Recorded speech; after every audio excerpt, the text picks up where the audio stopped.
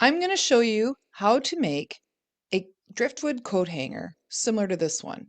Easy and quick, very useful and decorative. Row, row, row your boat. This unusual piece of driftwood is the one we're going to use today. I bought hangers from a local hardware store, and I placed the hangers to get a feel of where they should go and how many I can use. Sometimes I will actually place together by eye and just go ahead and drill it in. If you have an unusual piece, you may want to place them at random or however you feel they should go. Today, I will use a measuring tape to help with placement.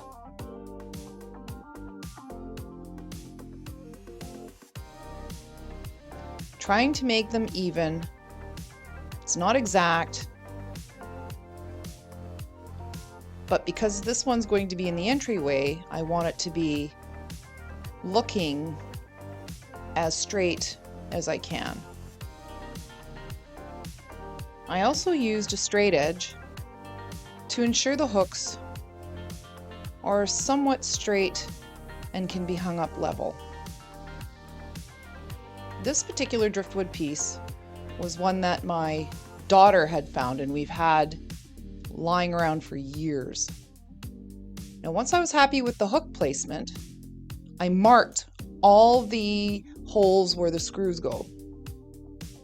This is important, couldn't be fiddly, but they move around a lot when you're drilling.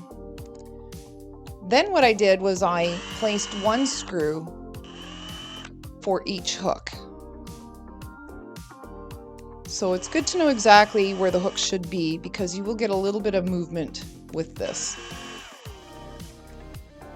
You can pre-drill the wood if it is hard, but this was a soft pine.